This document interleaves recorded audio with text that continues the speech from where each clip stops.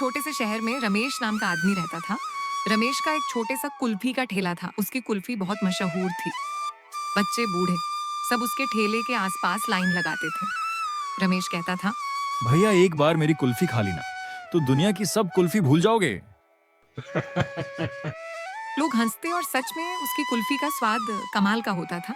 पर रमेश के अंदर एक दिक्कत थी। वो बहुत ज्यादा लालची था। एक दिन रमेश शाम को अपना ठेला बंद कर रहा था। तब एक बूढ़ी औरत आई। उसके हाथ में छोटी सा मटकी था। औरत बोली, बेटा, तू सबको खुश करता है अपनी कुल्फी से, लेकिन अगर तू चाहे तो इस मटकी से और मीठा कुल्फी बना सकता है। रमेश ने हैरानी से पूछा, कौन सी मटकी माँ?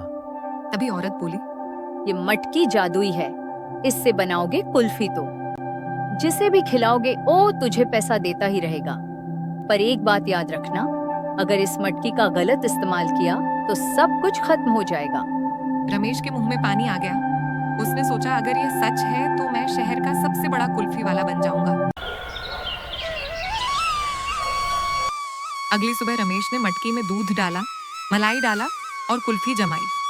उसने सोचा, अब देखता हूँ जादू है या नहीं।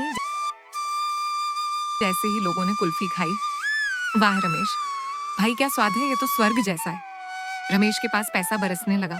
सब लोग कुल्फी खाते जा रहे थे और पैसा देते जा रहे थे। उस दिन उसने इतना कमाया जितना वो कभी भी नहीं कमाया था। रमेश खुश था, पर उसके अंदर लालच और बढ़ गई। उसने सोचा, जितना ज्यादा कुल्फी बनाऊंगा उतना ज्यादा पैसा मिलेगा। अगले कुछ दिन रमेश सुबह से शाम तक कुल्फी बनाता रहा। उसने सोचा, अगर थोड़ा सा पानी मिल दूं तो और ज्यादा कुल्फी बनेगी। लेकिन जैसे ही उसने मटकी के अंदर पानी मिलाया, अंदर से आवाज आई, लालच बुरी बाला है रमेश। रमेश डर गया, पर उसने इग्नोर कर दिया। अगली सुबह जब उसने कुल्फी निकाली तो कुल्फी का रंग बदल गई थी। जब लोग खाते तो चीख कर भागते। लोग बोलते, ये क्या दे दिया रमेश भाई, ये कुल्फी जहर जैसी लग रही। एक एक करके सब लोग चले गए रमेश के पास। कुल्फी तो था, पर कोई खरीदने वाला नहीं। उस रात रमेश ने देखा, वो बूढ़ी औरत ठेले के पास खड़ी है। औरत बोली,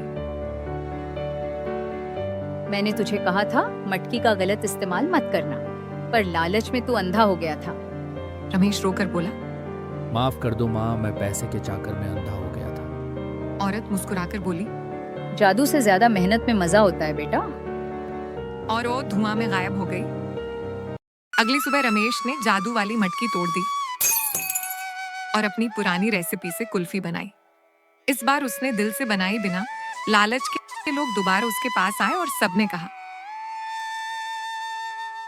अब वही पुराना स्वाद आ गया रमेश भाई।